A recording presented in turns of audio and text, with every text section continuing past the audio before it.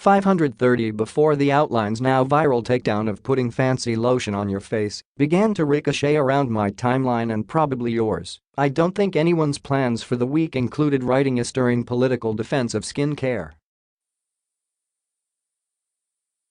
The writer, Krithika Varagar, charges that the current trend for high-maintenance skincare routines is deeply entwined with the excesses of capitalism. True, does not automatically, or even frequently result in perfect skin. Fair enough, is in fact chemical violence that will burn your face off, and, in summary, is a made-up waste of money that has tricked too many gullible women into endlessly surveilling and punishing their own bodies, as foretold in Foucault's Discipline and Punish, and here, the think piece goes flying off the track, into the stands, crushing several bystanders.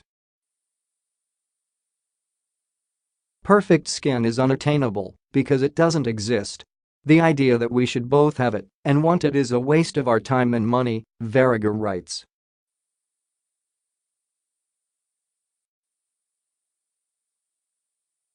But our arguments about privilege are not wrong. What is wrong is an anti-consumerism that hangs entirely on the supposed vanity and gullibility of women. I spent most of my life with bad skin, pale, oily, simultaneously acne-prone and rapidly aging. It's hereditary. My father had intense cystic acne. After my teens, my own skin mostly settled down into normal blackheads and breakouts, but it never left the bad end of normal. It didn't help that the major contributing factors to my father's skin, a family history of mental illness, the sheer pig-headedness to think you can manage mental illness by chain smoking and binge drinking, were things I'd inherited as well. I tried everything, Proctiv, a prescription that left my skin so dehydrated it hurt to smile, a $250 device that was supposed to irradiate the bacteria with blacklight. I still found myself gazing at normal people, wondering what it was like to walk around without visible pores. I eventually gave up, reasoning, with the warped pride that has characterized 99% of my bad decisions, that I couldn't will myself to be conventionally pretty and it was undignified to keep trying. I also spent several years of my life so poor that buying face soap or an $8 lipstick from the drugstore constituted irresponsible spending. I didn't have a no-makeup look. I had no makeup. The point that self-care is not a retail product and that the self-worth that comes from a $105 bottle of good jeans is out of reach for many people is well taken. Yet here I am today, a woman with a 10-step Korean skincare routine so detailed and beloved it includes specialized candles in Spotify playlists. I got pregnant, so I had to stop smoking and drinking. And I was a political writer during the 2016 election. Naturally, I got death threats, but there were also trolls posting photos of me online, holding public debates about how fuckable I was, and one-upping each other with vivid descriptions of my hideousness. Sadie Doyle has a gunt is the one I remember best. It means both gut and cunt, signifying that I was chubby, but also had a vagina. Throughout all this, I found myself lurking on beauty Reddits and combing through into the Gloss's top-shelf archives, trying to find something to do about my bad skin. I couldn't guarantee that the pregnancy would be healthy. I couldn't stop people from emailing me to say the world would be better if I killed myself. I couldn't even stop thinking about how much I wanted a cigarette.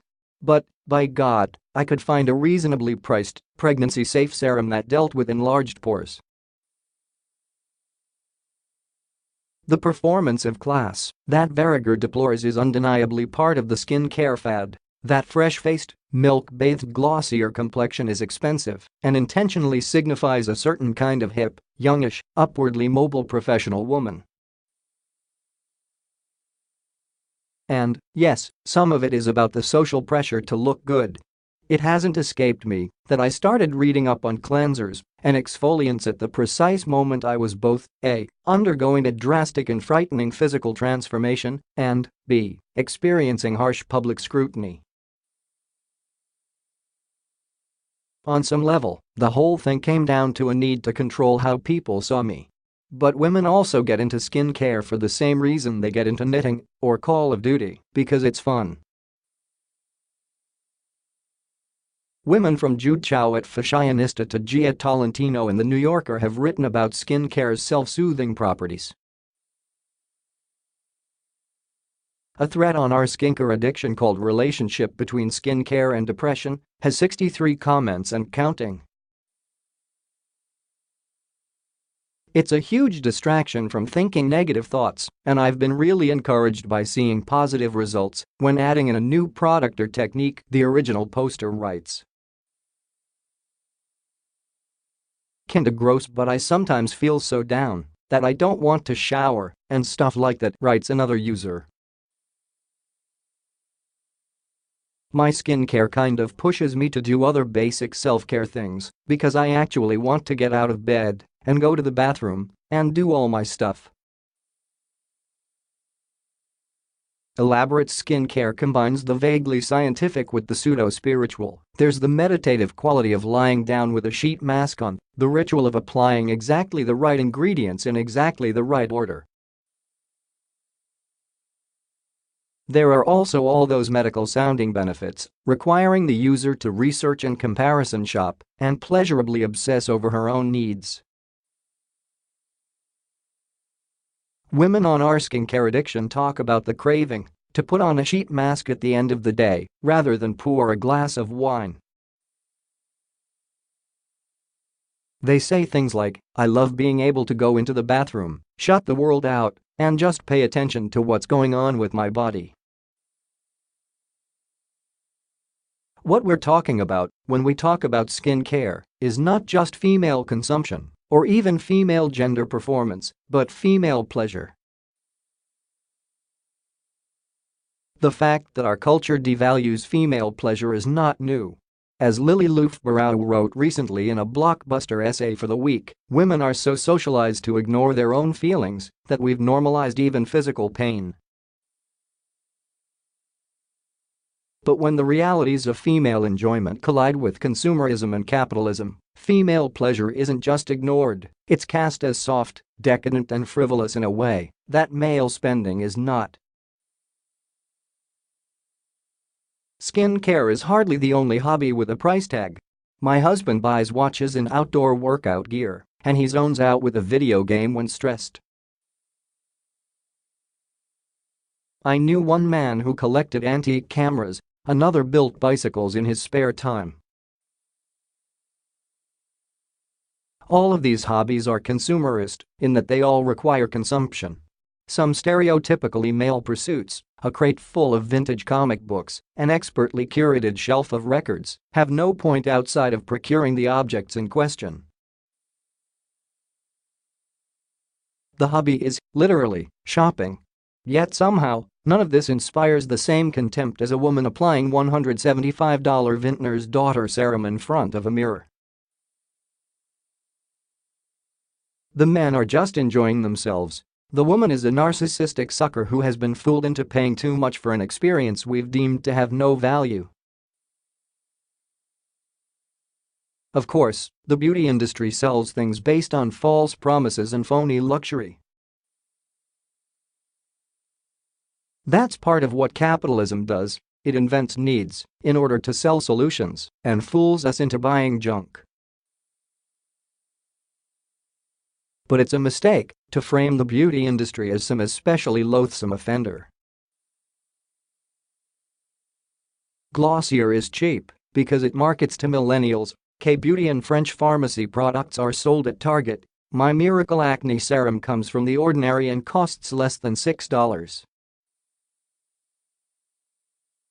Before I relaxed with a half-hour face-washing ritual, I smoked a pack a day.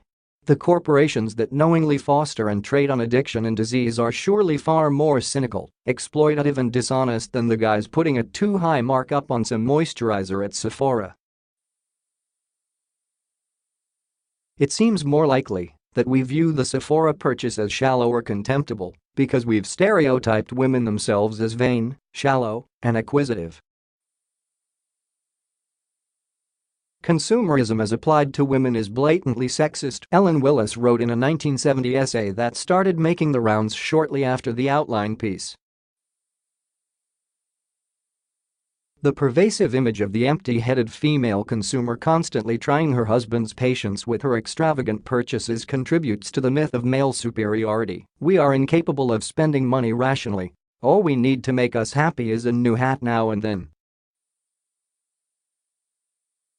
The critique here isn't structural, it's women be shopping. For the record, yes, we do shop more than men, but only because women are frequently saddled with doing the shopping for their families. Also, there's some data suggesting men are more vain than women, which I'll just leave here.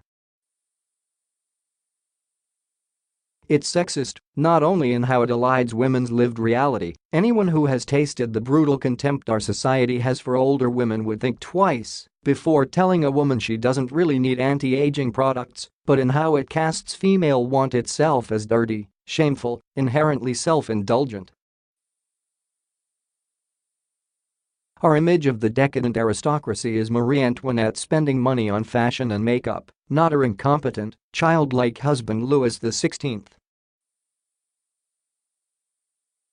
When Hillary Clinton gets a $600 haircut, she's an out-of-touch narcissist. But Donald Trump can literally coat his entire home in gold and still be taken for a man of the people. The skincare debate is a reminder of how we've cast female desire as both intrinsically excessive and intrinsically public, they're to be checked and guided by outsiders. Caitlin Flanagan wringing her hands over the imagined promiscuity of Aziz Ansari's accuser is not obviously connected to the man who hangs out on my timeline until I mention a perfume so that he can chide me about how much it costs, but both have assumed authority over how much another human being can or should want. We must recognize that no individual decision, like rejecting consumption, can liberate us, Willis writes. We must stop arguing about whose lifestyle is better and secretly believing ours is, and tend to the task of collectively fighting our own oppression and the ways in which we oppress others. Policing how individual women navigate their dates or spend their paychecks does nothing to untangle the political problems of the day. It only contributes to a climate where women are constantly being judged. My skincare narrative should probably conclude with victory. I should tell you that I don't have bad skin anymore. I don't have breakouts anymore, it's true. I have visible pores and crow's feet and dark circles under my eyes. I have deadlines and hate mail and a 7-month-old. I have not magically become conventionally beautiful because skincare doesn't do that, and maybe, for some people, that makes it a scam. But every night, I haul myself into the bathroom and spend an hour or two in the bath trying to do something nice for my face. It's the hour, not the face, that matters. Women deserve some pleasure in this mean world, and getting a little too excited about washing your face is far from the worst thing you could do with your time. Note: Krithika Varigar previously worked as an associate editor at HuffPost. Download more arts and entertainment, makeup, skin conditions, acne, skincare,